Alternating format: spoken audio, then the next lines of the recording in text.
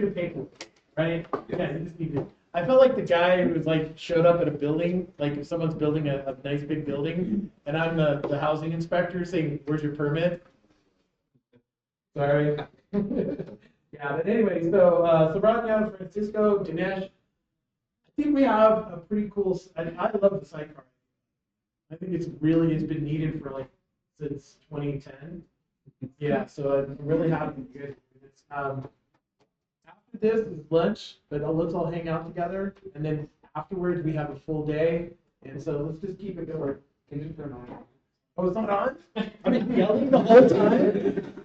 No wonder no one outside heard me. Oh, that's better. I don't need no mic. You want the mic? Sure. It's on now. Here. Well, that's better when it's. All right, there you go. All right, thanks for that introduction, Patrick. It's always fun to have that introduction. So, hi everybody, I'm Dinesh Joshi. I am a Cassandra committer and on the Cassandra PMC. Today, we are going to talk about Apache Cassandra Sidecar. This has been a long journey for a bunch of us in the Cassandra community. Sidecar as a concept existed prior to us having a process around accepting large contributions like CEP. That's why it's CEP1. That was the first CEP that we had proposed in the community. We are going to talk about the sidecar and what we think is the 1.0 roadmap and milestone for this project. It is a sub-project of the Cassandra project. We have a bunch of sub-projects that you guys didn't know. There are other sub-projects like analytics and drivers, the Java driver. I think the GoSQL driver also is now a sub-project of the main Cassandra project. So now it's under the ASF umbrella. So I have with me Saranya and Francisco, who've been actively contributing to this project for a while now. And they will be talking about various features and things that are in the sidecar or coming soon in the sidecar. And there's also a demo associated. We have a recorded demo, so hopefully we'll not have any issues with the conference Wi-Fi. For the agenda, we will be introducing what is the sidecar, why do we need it, the architecture, features, getting started, and then we'll what's next on the sidecar project. Quickly to introduce what is the sidecar. The sidecar is basically like everybody needs to operate Cassandra, but Cassandra does not have a out-of-the-box control plane to operate Cassandra. It is something that everybody builds. So Netflix, for example, has PM, which is a sidecar project. I'm sure everybody runs some daemon alongside, some agent alongside Cassandra. With a show of hands, do you guys run anything alongside Cassandra to manage Cassandra itself? Okay, so pretty much everybody has more or less a need to run an agent alongside Cassandra to manage it, right? And this builds a control plane, so that is out of band, which allows us to manage the process. The other thing that Sidecar can also do, the Apache Cassandra Sidecar, is it has a side channel to do things like data loading. And we found this super useful because it avoids a lot of the reads and writes that would otherwise go through the main Cassandra process. We'll be talking a little bit more about the analytics side of the sidecar as well. But essentially, sidecar is your buddy, companion, agent that you deploy alongside Cassandra and allows you to do a bunch of interesting stuff. So I'll hand it off to Saranya to talk more about the architecture. Thanks, Dinesh. Now I will briefly go over the architecture of Sidecar. Sidecar is built with Vertex Toolkit, and Vertex is a toolkit for building reactive applications. The reactive applications in general, they can scale up well, they can handle multiple tasks without blocking any operation, and they are failure resilient. In case if any component fails, the application will still continue to respond. In a traditional server, for example, if requests are processed synchronously, then the threads could spend some time waiting. This is not very ideal when we handle high number of requests. With Vertex sidecar asynchronously processes its request. So ends almost zero time is spent in waiting, and sidecar can efficiently handle high number of requests. Now let's take a look at sidecar's components. Sidecar's design in general is pluggable and extensible. It has Cassandra adapters for talking to Cassandra instances that it maintains. These instances could be running on different versions, but Sidecar seamlessly talks to the virtual instances with its adapters. It also has many route-specific handlers to service requests, and these requests could look like requests for streaming the SS tables from the Cassandra database or importing the SS tables directly into the database. It also has background tasks to check health checks. It checks regularly on the Cassandra instances that it maintains and how their health is. It also has background tasks to do key store refreshes and to manage the restore jobs. We will talk in detail about the restore jobs in upcoming slides. And there is a Vertex-based sidecar client that also comes with the project. And there are extensive integration testing done in sidecar with in-JVM details. Now let's take a look at how a request flows through sidecar. Here, for example, let's take a look at the SS table import request. The user comes in with the request is authenticated and authorized, and the request goes to the route-specific handler, which is the SS table import handler here. When the user wants to import SS tables into the 4.1 Cassandra instance, it brings up the 4.1 version-specific adapter. It talks to the instance either through a JMX connection or a native connection, imports the SS tables.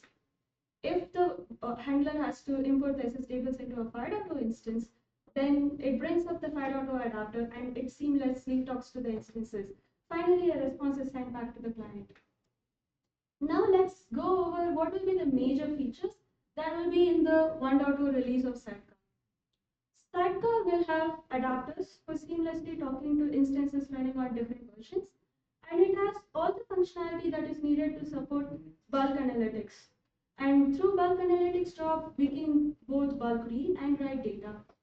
Sidecar also has restore capability to restore SS tables into the Cassandra database from any blob storage. And to enhance security, we have added Sidecar 1.2 release will have MTLS authentication and role-based authorization. There are also metrics captured for improved observability, and Sidecar client, of course, comes with the project. Let's go over some of these major features. Bulk analytics. Through CEP28, Cassandra Analytics library was introduced in the open source, and this library we can use for bulk reading and writing data out of the Cassandra. Sidecar supports many of the functionalities that is needed for the bulk analytics job.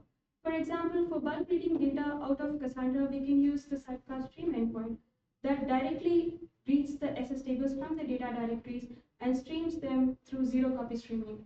And also for bulk writing, analytics job directly writes the SS tables into the instances and its replicas through Sidecar. Analytics runs are at least 30x faster with Sidecar. And now let's take a look at what's the impact of analytics on Cassandra. The computation that is needed for analytics is actually moved off of Cassandra host on the Spark side now. And so the resources that are needed for various things like serializing and deserializing the SS tables and for validating the SS tables by verifying their checksums, all of this is now done on the Spark side.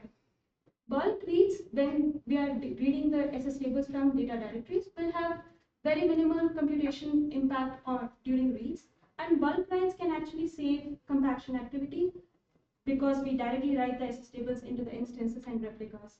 Since we stream the SS tables both in the reader and writer phase, there could be network impact. So let's look further into the network limitations.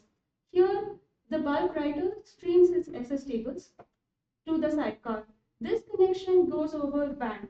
If the analytics job and the destination cluster where the writer writes to all stays on the same data center, then all good.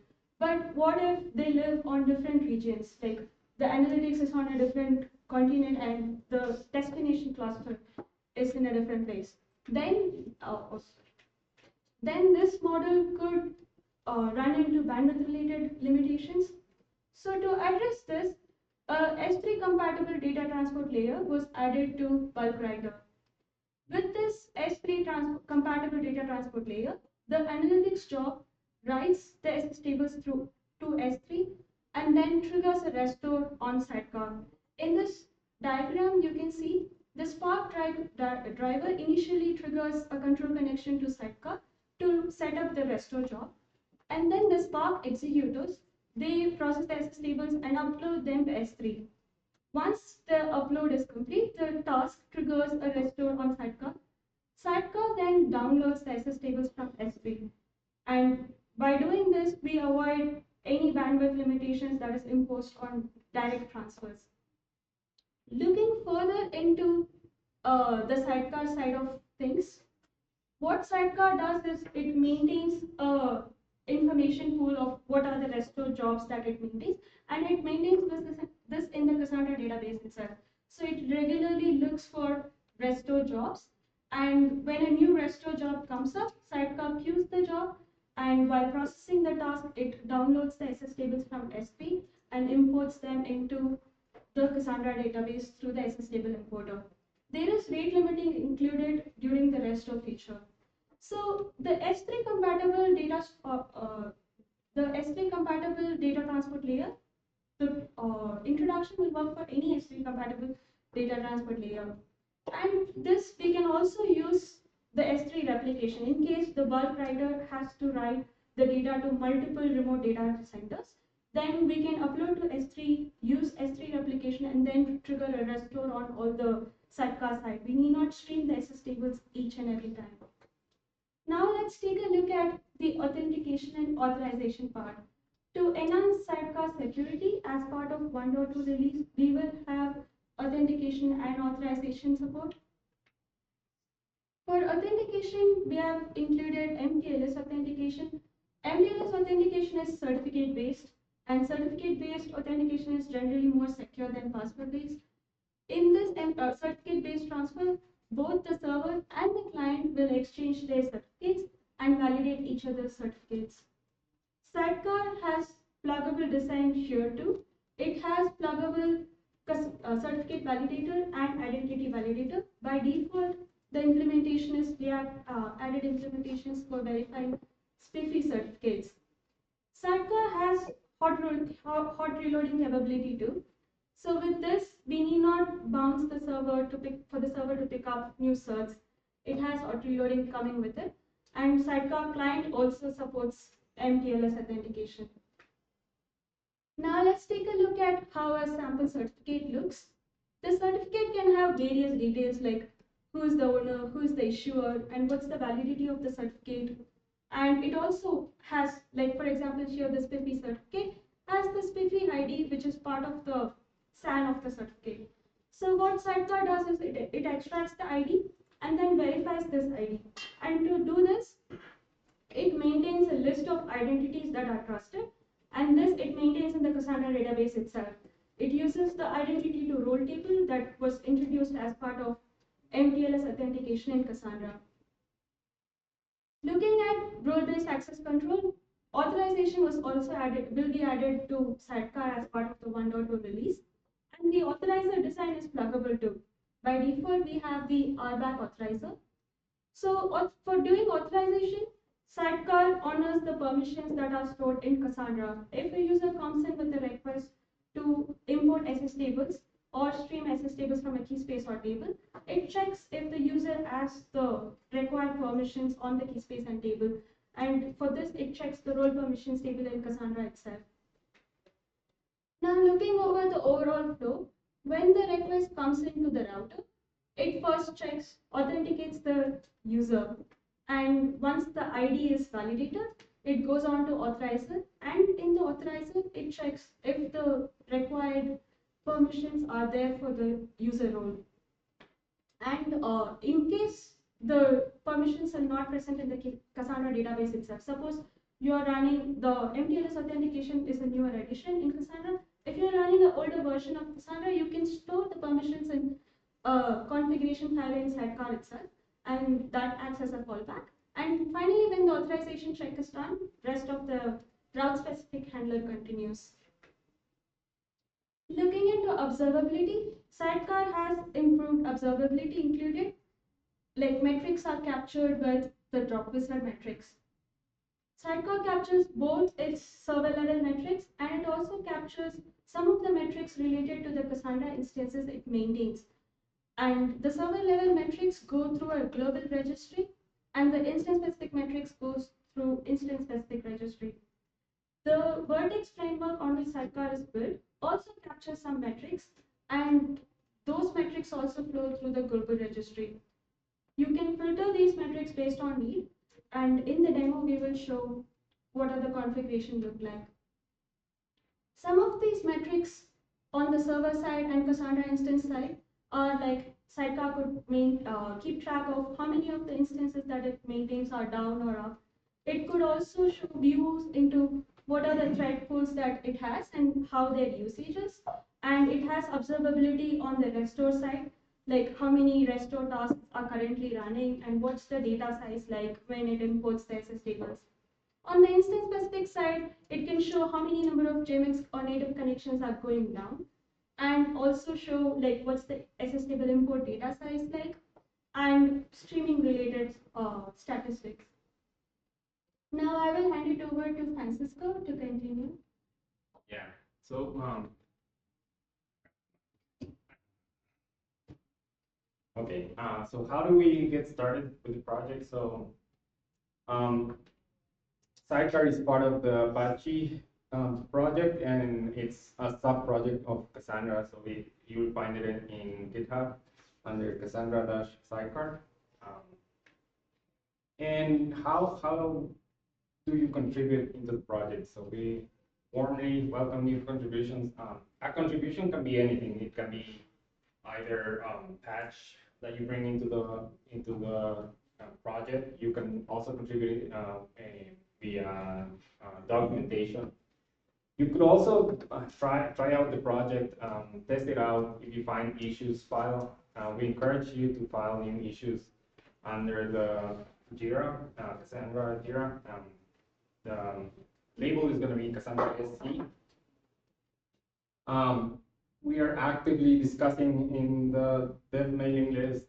We're working towards a 1.0 release, so you'll find us there as well. You can also find us in ASF Slack, mainly in the Cassandra Dev channel. Let's talk about what's coming next. Some of the things that you've probably seen from the dev mailing list. One is CEP 40 for live migrating instances. This was discussed in the mailing list and accepted. This feature will allow you to migrate a Cassandra instance to, let's say different hardware. CEP 44 is being actively discussed in the mailing list, and this CEP brings Kafka integration for Cassandra CDC using Sidecar. So basically leveraging Cassandra CDC to integrate with Kafka using Sidecar. We have people that heavily contributed to this feature in the room, so if you want to talk to them about this feature, it's going to be James and Bernardo in the back. Show your hands. We are bringing improvements to the restore feature. So when you want to restore data from object storage, one of the improvements that we're working on is, let's say you have some SS tables that were created and then your topology changes underneath, Cassandra topology changes are underneath. When you are going to import those SS tables, we will detect whether you have out of range tokens. So Sidecar will automatically take care of cleaning up these SS tables. Cluster-wide APIs, if you want to perform like some activities across your entire cluster, say you want to increase the streaming throughput of your entire cluster, you can do that with a single call into Sidecar. In Sidecar, we orchestrate the cluster-wide calls to every instance in the cluster, and then you don't have to do it individually for every single instance. Backup through Sidecar, so we've contributed part of the feature, which is the restore portion of it. So we're looking for the backing up portion of it.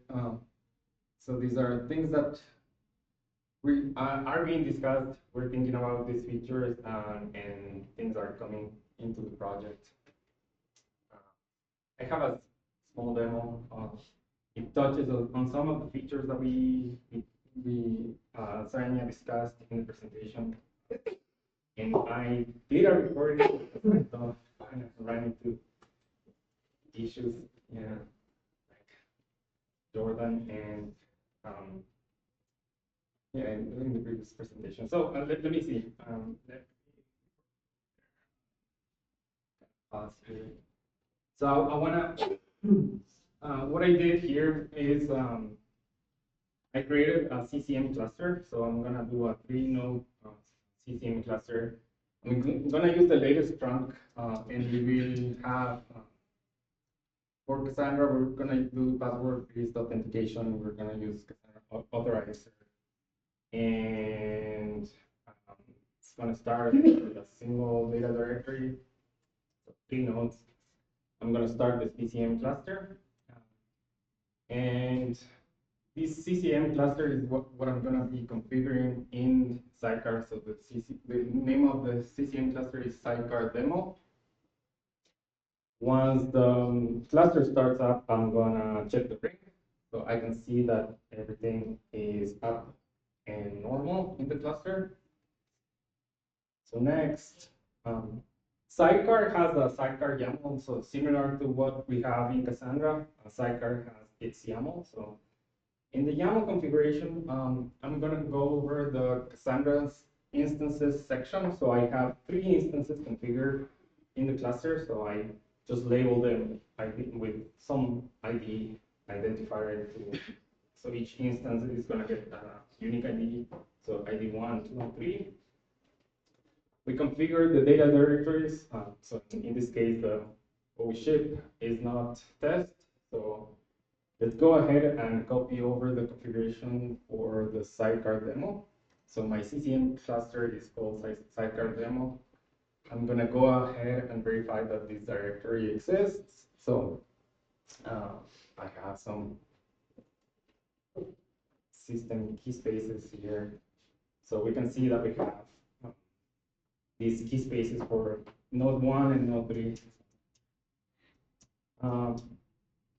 Next,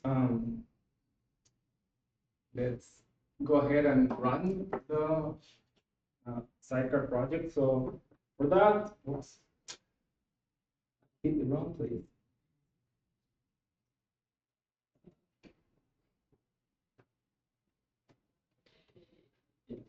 Okay, so for that, I'm gonna use Guerrero wrapper run command. And for the purpose of the demo, I'm gonna skip a bunch of tests, check styles. But when you run the project, we run all these targets. So we do integration testing, unit testing. There's a lot going on there. So I start Sidecar. So Sidecar has started. And as you can see below here, we have CQL has the connection to CQL for all 3 instances that I'm managing with this Sidecar instance is ready. So all these 3 connections are established. And now I can go ahead and run like a health check on Sidecar. So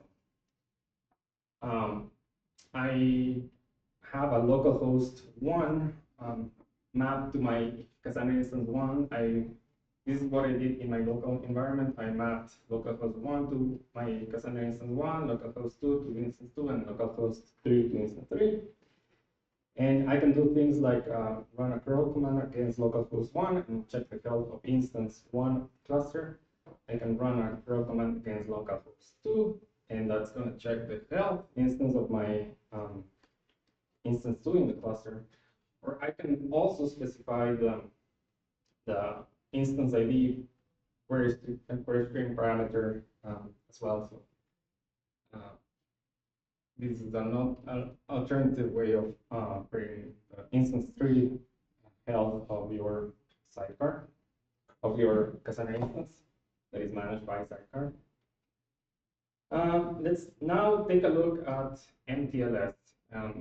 So for that, I need to go back to my Sidecar YAML and configure SSL and the new section, configuration section for the newly introduced feature for authentication. So I'm going to enable SSL. I'm going to use OpenSSL when available. I'm going to require client authentication. So the curl requests or HTTP requests coming from the clients, they need to bring a certificate. I'm going to use TLSV 1.2 and 3. So I'm going to accept these protocols. I created some SPIFFE certificates. So I have a server key store that I'm going to use for the server process. I have created Trustor as well, so I have these files provisioned in my localhost. And then for the authenticator section, this is the new section. I'm going to use MTLS. So going back to the YAML, I'm going to enable that configuration.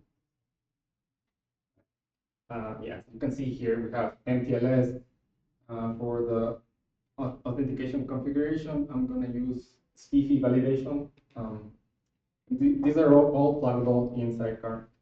And then I'm going to authorize a single identity to the cluster. And if I go back and run the process, and then I try to do a curl request, the curl request is going to fail. As you can see shortly after we start up the service. So now we have a Sidecar service using SSL now. And if I try to do this now, it's going to come back with a bad certificate request because I don't have a certificate in my request. And let's go tie this into the Cassandra side. So as Saranya mentioned, in Cassandra, we have identities. And how do we map these identities to a role? Basically, in the later versions of Cassandra, you can create a role. In this case, I'm creating an MTLS user role. And then I'm going to bind an identity. So this identity matches my client certificate. So when I'm going to run a curl request later, my client certificate is going to bring this identity, and I'm going to map this identity to this role. So this role that I previously created. So again, okay.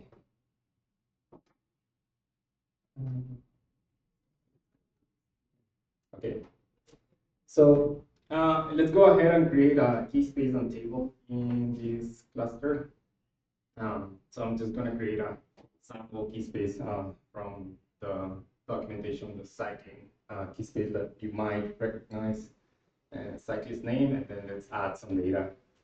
And now what I'm going to do is I'm going to create a snapshot through Sidecar. So Sidecar is going to create a snapshot. So I have crafted a curl request. So let's take a look at these, all the things that are happening here. So in my curl request, I bring the trust that I configured for so there's going to be a trust between the server and the client. I have a certificate. This is a client key store that is going to bring the MTLS identity. And the password of the key store is Cassandra, but you shouldn't have that. And then what I'm going to do is I'm going to create a snapshot. So I'm going to use the put verb in HTTP. So the snapshot name is going to be called cyclist name snapshot under the cycling key space with the cyclist name table. So if I run the request now, I'm successfully able to create this request, and then let's go ahead and make sure that this actually worked. So I'm gonna go into my data directory under the cycling key space cyclist name table snapshots, and now I can see that my snapshot was successfully created by Sidecar. And yeah, that kind of wraps up that portion. Let's take a look at the metrics configuration. So this was recently added to gain more visibility into what Sidecar is doing. So the configuration section allows you to specify a registry. You can enable or disable like Vertex internal metrics, and you can also filter in or out different metrics based on like some regex or quality. Yeah, inclusion. I didn't hook it up to, didn't have time to hook it up to Grafana, but yeah, you should be able to visualize this in Grafana or any other system. And that's it. Thank you. And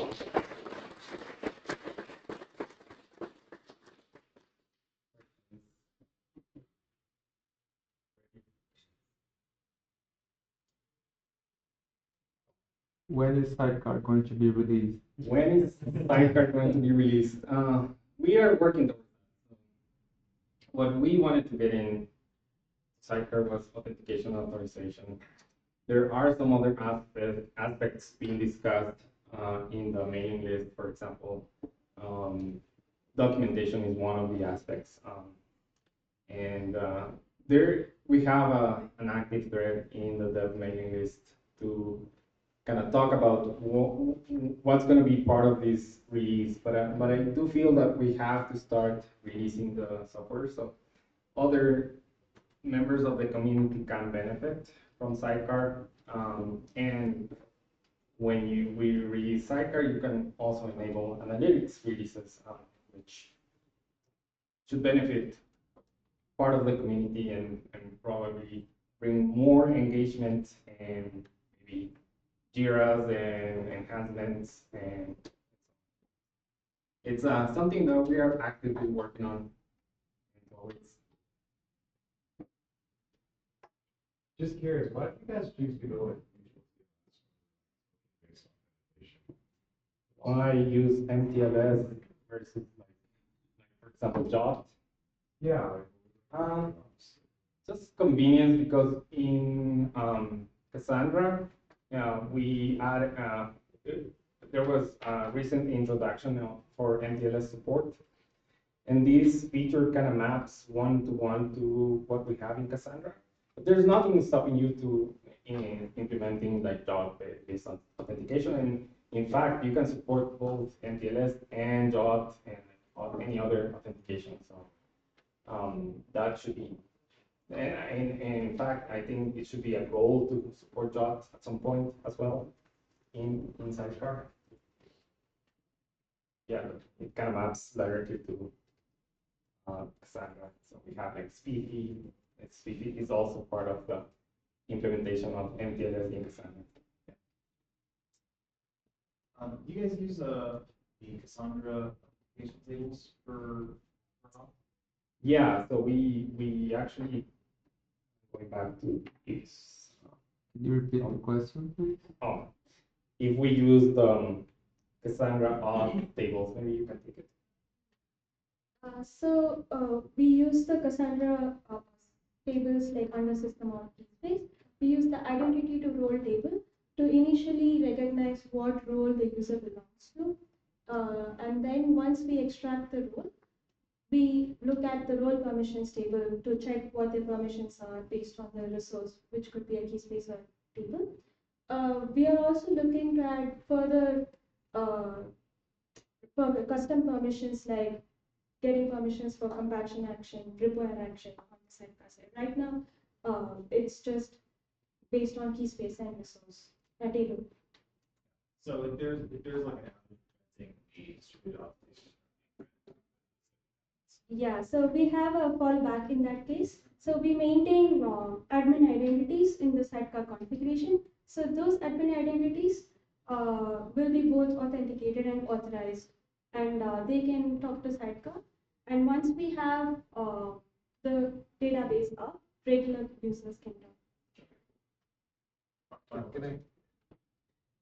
Just to elaborate that, right? So we don't expect Cassandra to go down ever, do we? But jokes aside, we have like an escape hatch where there are identities that are authorized, like she said, which are admin, which have admin privileges. So you can still continue talking to the control plane aspect of it, but if Cassandra itself is down, then the sidecar will not be able to do anything that are any functionality that is enabled by invoking things inside Cassandra would stop working. But you could run things like which are outside of that, right? So if you want to bounce Cassandra, you can still bounce Cassandra, but can you create a snapshot? No, Cassandra is down. Sure. Okay, Alex has a question and Jordan has a question. Who wants to go first? So, sorry if it's too deep, let me know, like too deep into a sidecar, so let me know if it is. How do you derive the ring, essentially the ownership? Because like I'm assuming that you need to know which node owns what. How do you derive it, and is it like version dependent, or if it's like way too deep into the internals of sidecar, let me know and I will ask outside of this. Can you repeat the question? Yeah, so how do we derive the token range ownership? So we added, yeah, that's very deep, but basically we exposed a new interface that is gonna give you the ownership. So given a token, you know what, which instances own this token. And we do that through JMX commands against the database. It's I forget the token ranges endpoint. Yeah. And also the pending token ranges. So if you have pending nodes joining the ring and you are doing a bulk write, we expose that information to bulk writer. So the bulk writer will write to the correct number of instances. So if somebody, one instance is joining, we also write to that joining instance. Yeah, that's, I can show you later. But yeah, I would love to learn more. Yeah, thank you so much. Sure. So my question, I was going to ask this on. I was thinking this morning. So you talked about like the road to 1.0. I guess my question is should the sidecar be version independent of the database, or are we starting to get into a place where we're making the matrix of versions extremely complex for users? Have we considered releasing the sidecar along with the database? Its own version schedule. so yeah. Jordan's question was, is the versioning of the sidecar going to be tied to the version of the database, or it is going to be independent? So the way the sidecar is currently designed is to support two different versions, major versions of Cassandra, because typically when you upgrade a cluster, you're going to be in mixed mode. So Cassandra is, going to be having some nodes that are in 4.0 and some nodes in 5.0 when you are upgrading it. So the sidecar is supporting both versions. So we don't have a strong need to version it with the version of Cassandra, but we can certify it and test it for different versions of Cassandra. And ideally, we will maintain backward compatibility for two major versions, which has been the case of the Cassandra in the Cassandra community. Yeah, my concern is just that we start to have this thing. We have this with the client already, right? You can use 3 and 4. So now you have a table. Now we're going to add another column to the table for the sidecar. And then we have all these other sub projects. And soon we're going to have like a table on our website of like what Cassandra versions work with. Absolutely. That's a good question. And I guess my counter would be is technically Cassandra nodes also support the version prior. But they just but they get a version number still, right? right? So like 5.0 supports 4.1. Is there a world where the sidecar is also 5.0? So anyways, I don't think we hashed that out here, but something. Yeah, definitely. We can talk about Like, oh yeah, I was just curious if there's any like plans to like their coordination to the sidecar. So you know, like I think there is already a CP that is adding repair support, and I think it's CP 36 maybe 37. 37, CB 37. JD. and it's very fleshed out. So I don't think repair is happening at the database itself. So I don't know if it makes sense to have repair as part of sidecar since we already have that work. But maybe, no, really. maybe small aspects of it could be part of sidecar. So to elaborate on that, so I think we've had this conversation going around, I think in the community since I want to say last 6 years. Where does repair belong? And I think the general consensus, as I understand, is that repair itself belongs inside the database, right? It's a capability that should be within Cassandra. However, the scheduling or triggering aspect, and from an operator's perspective, can be smooth with the sidecar. So that's generally the assumption under which we are working right now. But again, we can take this on to No, make no, this. just curious if there was, yeah. So going back to the local use case, like it sounds like the SS tables are imported or exported, just how they're natively represented in Cassandra. So how does the reader understand how to deserialize or like interpret that data? So the reader gets, so the question is, the SS tables are streamed from sidecar, but how does the reader get to know how to deserialize the SS table? So the reader streams all the metadata also that's attached to the Cassandra SS table. So it first reads the metadata, what's the token range, and then it tries to read the SS tables with the metadata information.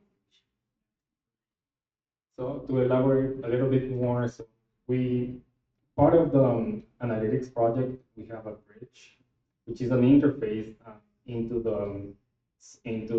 Cassandra's internals, and we have different bridge implementations. So for example, if you want to read Cassandra's from Cassandra for all, we have a for all bridge implementation, and we use the Cassandra all jar that is published in open source so we use the same jar to deserialize the SS table information. So with the metadata that we get from the server, we know which implementation we have to use. So for example, if I'm reading Cassandra 5.0, we would instantiate a bridge that is gonna use 5.0, the 5.0 bridge that will know how to read the SS table. So if you have like BTI or something like that, you would need to use a 5.0 implementation adapter. But this is hidden from you as a user. So what you would end up in case you do a bulk read or bulk write, with a bulk read, you end up with a data frame. Under the hood, we look at the version of the database that you're talking to and instantiate the correct bridge, which internally then uses the Cassandra call jar for that version. And so it hides the fact that you're talking to Cassandra 4 or 5. So you can actually do a bulk read even while the cluster is being upgraded, because it depends on the actual SS table that you're reading. Similarly, the writer acts the same way. So it's basically the same thing as what Cassandra. Yes, it's so yes, so it's the exact same code that we use inside Cassandra itself to write an SS table or read an SS table. In the process of building this, there have been some interfaces which we had to change the interface a little bit so that we are able to read some additional metadata or do some additional stuff. What's the format of the interface? That is a good question. So arrow, I mean, those formats are when you output, right? So I think that's again like up to you. How do you want to output? That you can output it to arrow. I think iceberg has its own format. You can choose bring your own format, but it's all in memory. So how you serialize it is something that you can decide after doing a bulk read. Now, if you are writing bulk writing, then the output format is an SS table, which then gets written. I don't know how we're doing with time. We're good. Are we done? If we miss any questions, maybe we can take it offline after the session. Thank you. Thanks, everybody.